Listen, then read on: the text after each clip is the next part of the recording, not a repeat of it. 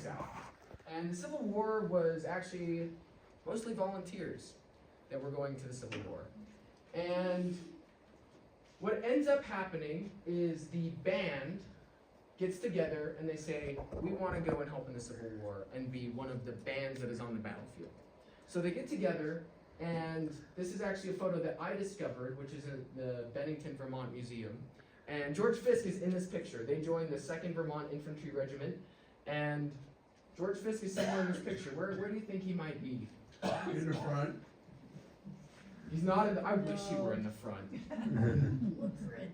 Senator, trumpet, I don't know. Yeah. Yeah, with the cornet. So he is the only one in the entire picture whose half his face is covered. But I figured he was in this picture, and I actually contacted the museum, and I said, is there any writing on the back of the picture? And they said, oh, sorry, we can't take it out of all its stuff, and we can't see the back. I said, well, it's pretty important. I think you should do it.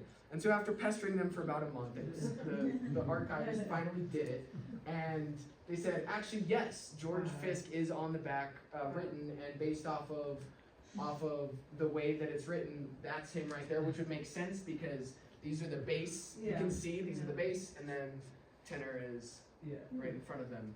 And so that is George Fisk right there, and this is actually the only book that mentions, it's a whole book about the 2nd Vermont Infantry Regiment. And so this is when they're on, at the train station right before they actually head to the war. And so I'm gonna read to you a little bit from this book because it's so interesting here. On Saturday, June 15th, the Bennington Town Band arrived at the Burlington train depot, having volunteered en masse to be the regiment's band.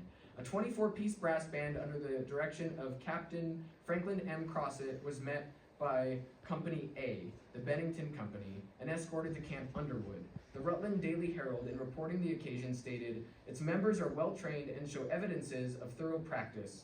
Its selection is a very judicious one, although made to the disappointment of our own Rutland Town Band, most excellent corps of musicians. Also on Saturday, the ladies of Burlington delivered more than 400 homemade pies, several hundred cakes, and numerous rounds of Vermont cheese to the camp. The pies were eaten for dessert at Sunday dinner on tables the ladies had decorated with bouquets of flowers. And this is the picture taken right before they get on the train. Now, one of the first battles that they fight is the Battle of Bull Run, which, if you know, is one of the deadliest, bloodiest battles of the Civil War. And they're not so happy about it, the musicians, because they volunteered and they get there and it's pretty bad.